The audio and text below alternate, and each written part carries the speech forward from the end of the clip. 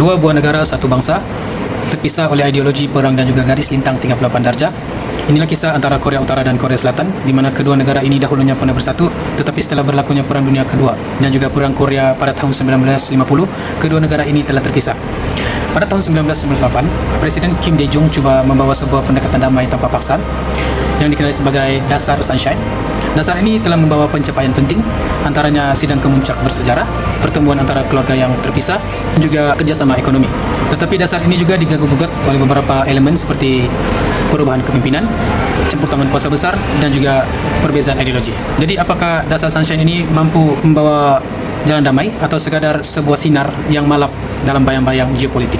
Hari ini sangat membentangkan satu teori dan konsep utama yang relevan dalam memahami pelaksanaan Dasar Sunshine antara Korea Selatan dan Korea Utara, yaitu teori neorealisme dan konsep kepentingan nasional. Yang pertama, teori neorealisme atau realisme baru. Teori ini diponakan oleh Kenneth Walsh dalam bukunya Theory of International Politics pada tahun 1979 yang menyatakan bahwa sistem antara bangsa bersifat anarki, tidak kuasa tertinggi, dan setiap negara bertindak secara rasional untuk menjaga kepentingan nasional, keselamatan, dan keseimbangan kuasa.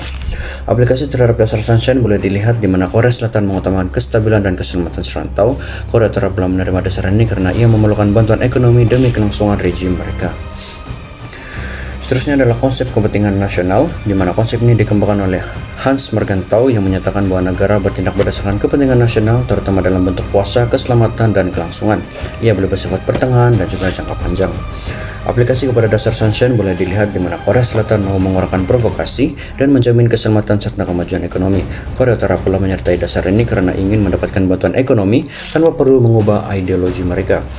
Kedua-dua teori ini, neorealisme dan kepentingan nasional, sangat relevan dalam menjelaskan rasional di sebalik Dasar Sunshine, yang menunjukkan bagaimana struktur antara bangsa, ancaman keselamatan, dan kepentingan ekonomi mempengaruhi keputusan strategik Korea Selatan dan Korea Utara. Selepas Presiden Kim Dae-jung melancarkan Dasar Sunshine pada tahun 1998, hubungan Korea Utara dan Selatan berubah secara drastik. Sidang kemuncak pertama pada tahun 2000 menyaksikan Kim Dae-jung dan Kim Choi-ling menandatangani deklarasi 15 Jun menjanjikan penyatuan damai dan menyatukan keluarga terpisah.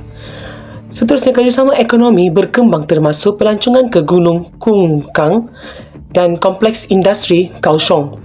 Sidang kedua pada tahun 2007 pula menghasilkan deklarasi 4 Oktober menekankan keamanan dan dialog politik. Namun itu, selepas tahun 2008, rundingan merosot apabila Korea Selatan bertukar kepada pemerintahan konservatif, manakala Korea Utara mula bertindak agresif dengan ujian nuklear dan serangan ketenteraan. Kesimpulannya, kejayaan rundingan sangat bergantung kepada dasar yang konsisten dan kepercayaan antara kedua-dua pihak. Sepanjang pelaksanaan Dasar Sunshine, pelbagai kejayaan telah dicapai dalam memastikan hubungan Korea Utara dan Korea Selatan dapat dipertingkatkan. Antaranya adalah sidang kemuncak antara Korea Utara dan Korea Selatan pada tahun 2000 yang mana pertama kalinya diadakan di Pyongyang. Persidangan tersebut berlangsung selama 3 hari bermula pada 13 hingga 15 Jun 2000 dan perbincangan tersebut terbahagi kepada beberapa bahagian, iaitu mengejar dasar penglibatan oleh Korea Selatan, kesukaran ekonomi yang dialami oleh Korea Utara, dan kerjasama dasar yang diperkukuh terhadap Korea Utara antara Jepun, Amerika Syarikat, dan Korea Selatan.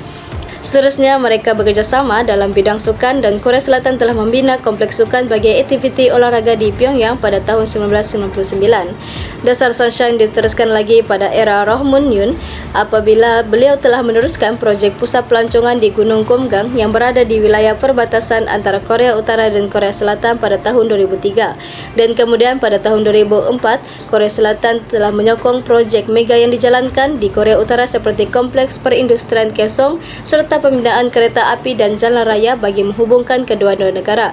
Malah Korea Selatan juga memberikan bantuan kepada Korea Utara dari segi makanan dan pertanian ke Pyongyang. Dari segi sosial pula, Korea Utara dan Korea Selatan berada di bawah bendera yang sama yang dipanggil sebagai Unified Korea sewaktu Olimpik Sydney pada tahun 2000.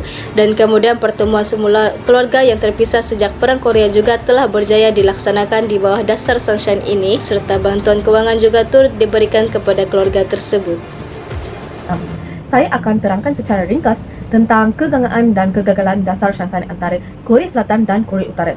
Dasar ini diperkenalkan oleh Presiden Kim Dae-jung pada tahun 1998 untuk membina keamanan melalui kerjasama dan bantuan kemanusiaan. Dasar ini menghadapi pelbagai kegagalan. Antaranya, Korea Utara dan Selatan mempunyai ideologi yang berbeza, serta Korea Utara terus melancarkan provokasi seperti ujian nuklear. Tambahan pula, bantuan ekonomi daripada Korea Selatan dimanipulasi oleh rejim Korea Utara untuk tujuan ketenteraan. Tekanan ini daripada Amerika Syarikat juga menyukarkan rundingan, terutama Korea Utara dianggap sebagai Axis of oleh Presiden Bush.